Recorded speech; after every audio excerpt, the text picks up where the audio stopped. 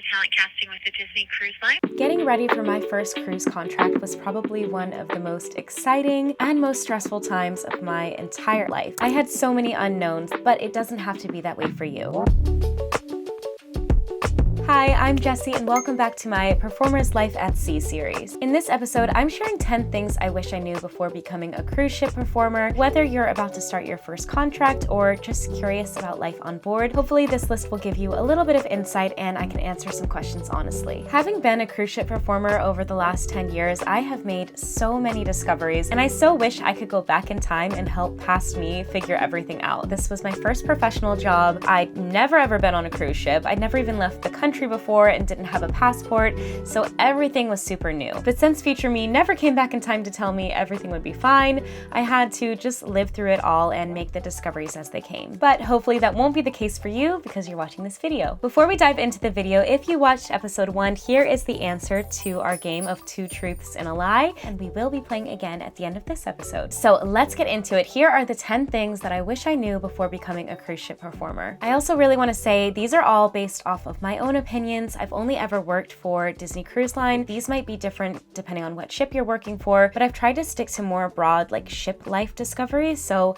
hopefully this will help you out if you're a future crew member wherever you're headed. Things are also constantly changing on the ship. Change is the only constant. So take everything that I say with a grain of salt. Your experience could be completely different, but hopefully this is a good baseline to work from. Number 1, the crew cabins are smaller than you think. Crew cabins are tiny. This is probably the biggest shock when you get on board. Like, I knew the rooms would be small, but it wasn't until I was standing in one in person and looking around and realizing, okay, this is gonna be my home for the next 8 months and it's the only personal space I'll have and I have to share it with a roommate. It can feel very overwhelming, but you do get used to it. And I also think how you keep your room and decorate it can really make it feel a lot cozier and homier. I think the trick to living in such a small space is packing smart. Bring storage-friendly items, pack in packing cubes. Make sure your suitcases are the kind that can either nest inside of each other or even just flatten down like a duffel with wheels. You might have under the bed storage for your cases, but I've had it on contracts where I had to keep my suitcase at the foot of my twin bed or up above my wardrobe. So just making sure that you don't have too much bulk in the things that you're not going to be using, because obviously you use your suitcase to get to the ship and to come home, but the whole time in between, you don't want your suitcases taking up too much space in the cabin. So anything that you can do to consolidate those spaces is really helpful. Also, if you can, try to avoid packing any unnecessary items from the beginning, trying to stick to a capsule wardrobe as you'll likely just cycle through the same clothes anyway. I used to pack way too many fun, like going out dress up clothes, and I would just never wear them, like maybe once on the whole contract, and it just isn't practical. I will say though, the one thing that you do want to stock up on and have plenty of are socks and undergarments. Doing laundry on the ship can be a bit of a challenge, so nice just to have plenty of those. Overall, just keeping your cabin tidy is going to make it feel so much less overwhelming. The less stuff you have clouding you in there, the more space you're going to feel like you have. If you want a deep dive on how I pack for a contract, you can check out this video here. This should hopefully give you a good idea as to what actually fits well within a cabin. Number 2, you can order things to the ship. Before my first contract, I was so nervous about running out of my essentials that I packed like I was about to go to the moon.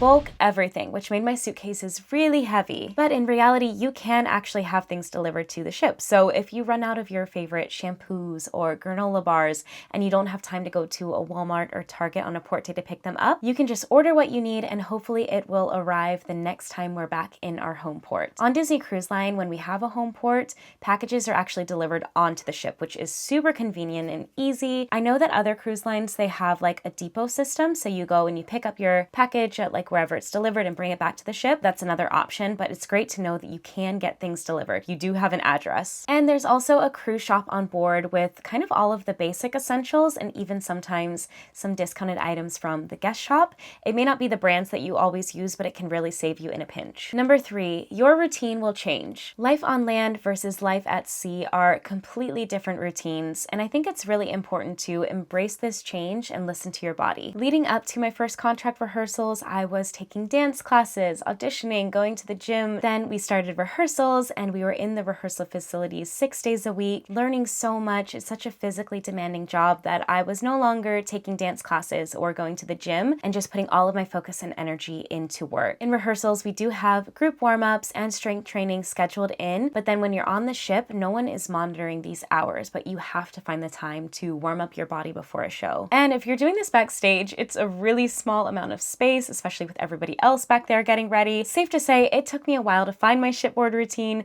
but I do find that I like going to the gym on board, and in recent contracts, I've really gotten into running outside on the running deck. However, you might be an avid gym goer at home, but find that coming to the ships, it's just too physically demanding on your body. So maybe you switch to yoga or walking out on the open deck, something a little less physically taxing because your job requires so much energy, especially if you have short cruises. You're packing what could be in a 7-night cruise into a 3 or 4-night itinerary. You're just go, go, go all the time, and there's less rest period in between. So you just don't want to burn yourself out. I also want to say your eating routine will likely also have to change, mostly because you aren't cooking for yourself. I'm a vegetarian, so I find this very tricky because sometimes I'll go to the mess and there just aren't good protein options for me, and maybe the veggies look a little bit sad. I found that adding supplements to my diet was really helpful. My go-to essential pre-show breakfast is oatmeal with protein powder. I never eat this at home. Yet on the ship, I really love it. If it works, it works. So maybe try adding in some supplements, some protein powders, vitamins, electrolytes, especially with the change in climate. If you're not used to that heat, electrolytes will be so important to you. And of course, drink so much water. Hydrate, hydrate, hydrate. That will truly help you feel your best. Number 4, safety training is top priority. Safety, safety, safety. Before you even ever think about performing, you're gonna have to pass the PST training. This is your personal survival techniques. And part of this training includes flipping a life raft while in a pool. It's pretty physically demanding. This training has to be refreshed every 5 years, so I have done this 3 times now. Thankfully, never in real life. Once you're on board, the first 2 weeks or so are gonna be packed with safety classes. You might forget that you signed up to be a performer and think that you're a part of the bridge team. There is that much safety. But everyone on the ship is responsible for safety, so it's taken very, very seriously. Safety class is one of those, if you're early, you're on time, if you're on time, you're late kind of things. So always triple check to see if you have a safety class, what time it is. Be early, be awake, participate. It feels very overwhelming at first, but I promise with repetition, it all starts to make sense. There are also crew drills. So these typically take place every other week, typically on a port day, and these are to simulate the case of emergency, right? Like the evacuation procedure. Everybody stay calm! What's the procedure, everyone? What's the procedure? You wear your life vest, you go to your assembly station, we go through all the process of basically the abandoned ship without actually abandoning ship. You might also be assigned to be a safety leader, which is quite common with entertainment roles, at least at DCL. In this case, you have to be at each and every guest assembly drill. So at the start of each cruise, you're there to teach the guests how to be safe on board. Overall, lots and lots of safety. Didn't expect it to be that much, but it is, and just be prepared. Number 5, time is weird and alarms are your best friend. Even if you're not a napper, you will learn to love a nap working on a cruise ship. It's so easy to fall asleep just on a break and even oversleep, so that's why alarms are so essential. I tend to set an alarm 15 minutes before anything that I have to do on the ship, whether it be a safety class, a greeter shift, a show call time. I just like to know that my alarm is going to let me know I gotta go. I gotta get out of here in 15 minutes. And speaking of time, the concept of time just feels so weird on the ships.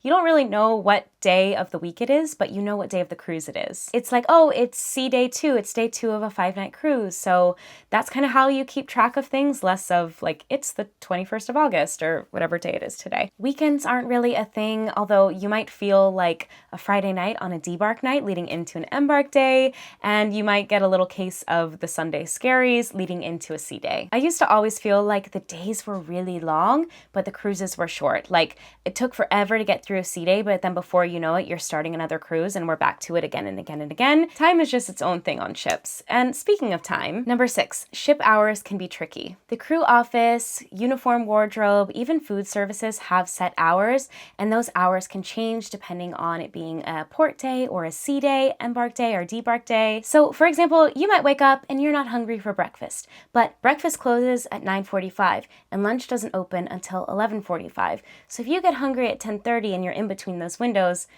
what do, right? Same thing could happen for a wardrobe mishap. Say wardrobe opens at 3, but you have a shift at 2:30 and you look down and you have a stain on your shirt and you can't go and replace that shirt. So I just recommend writing down all of the different ship location open and close times.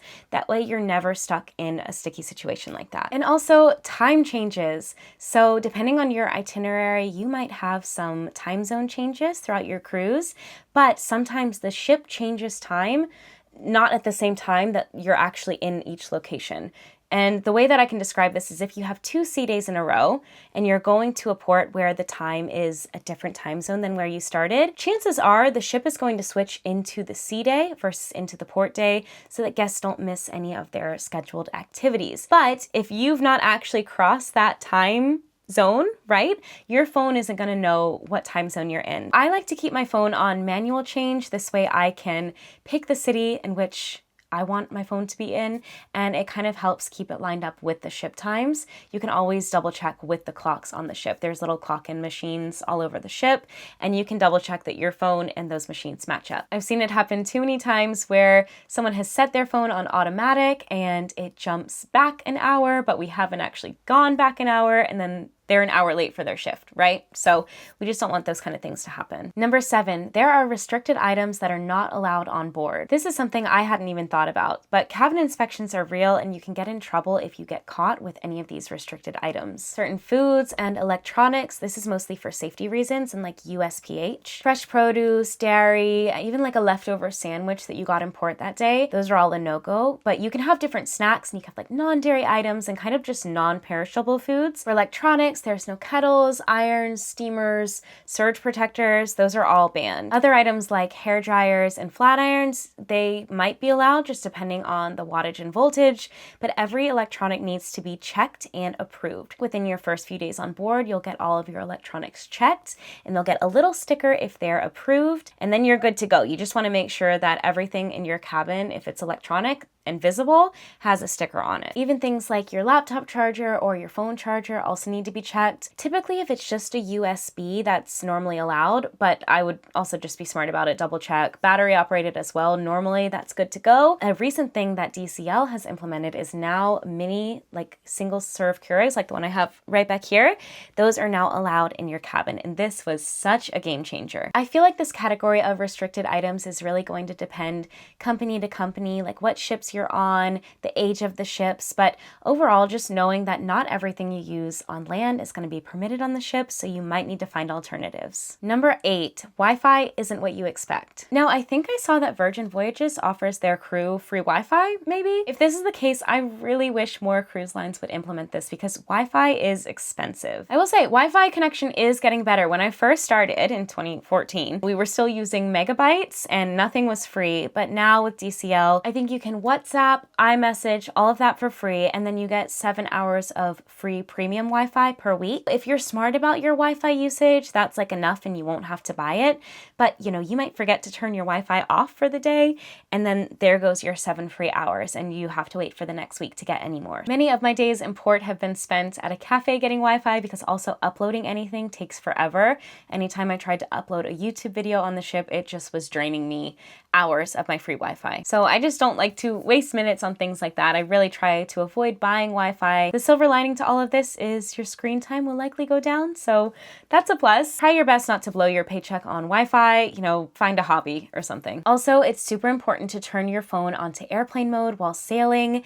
Cellular at sea is like insanely expensive and you don't want to be caught off guard, so it's just a really good habit to get into. Number 9, remember to hydrate and get fresh air. This sounds so obvious, but is actually so easy to forget.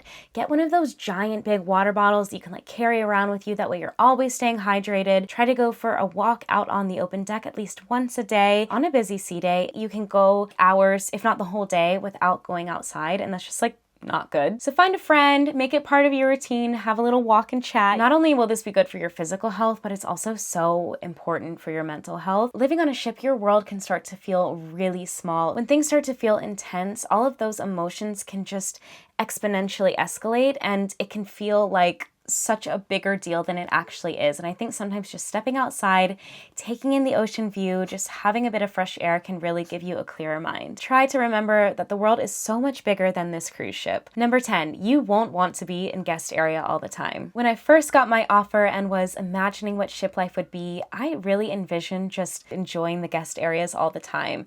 You're on this beautiful ship, it's a luxury experience, but what I didn't realize was the effort it would take to be in those guest areas. First, dress code. Disney has the Disney look, which to be honest has actually really lax from when I first started with the company, but still you need to be dressed nice to be in guest areas, and sometimes I just want to be chilling in my comfy clothes, like t-shirt and sweatpants. Also, on a sea day, the guest areas are so busy because it's a sea day, guests have nowhere else to be, so they're going to be the ones utilizing those spaces. There really isn't anywhere quiet to go, and you might even be asked to leave if you're taking up the space that a guest could be in. Of course, guests are paying for this cruise, like you're there getting paid, so it totally makes sense to me, but sometimes it's just easier to stay in the crew areas. I really like the crew coffee shop or the crew deck, and what's nice is that you can enjoy these spaces in the comfort of your own clothes. You don't have to worry about being on stage. I've learned that the guest venues I really like to enjoy the most are the coffee shop, I like the guest gym, and I like the outside like running deck because those lounge chairs are normally a bit quieter than the ones up by the pool. Now I know that was 10 things already, but I do have a bonus one, and that's how fast friendships form. The speed at which you make friends on a ship is insane, and it's such a special type of friendship. Heck, I met my husband working for DCL, and some of my closest, most best friends on this entire planet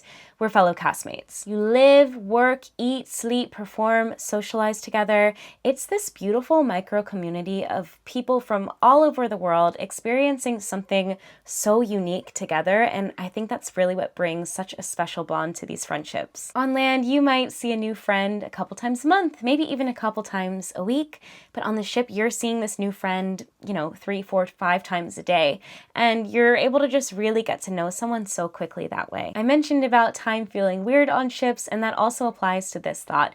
You'll feel like you've known this new friend for years and you've only known them for a few days. The flip side, goodbyes at the end of the contract hit so hard. It is so sad to say goodbye to your friends at the airport at the end of a contract. Thankfully, we have technology, right? Like social media helps make it so easy to keep in touch, but it's really hard to go from having these friends by your side literally each and every moment of the day to suddenly just being on, opposite ends of the world. And that is something no one can prepare you for. So those are the 10 things plus a bonus that I wish I knew before working as a cruise ship performer. There are so many other little things that I would have loved to have added into this video, so hopefully I can touch on them in some future episodes. Living and working as a cruise ship performer is such an amazing gig and so unlike anything else, so hopefully this video was a little bit informative and helpful in answering some of those unknown questions you might have. Okay, before we wrap it up, it is time for 2 Truths and a Lie Cruise Ship Edition. You ready? Number 1, I once found out I was going into a show 5 minutes before I needed to be on stage.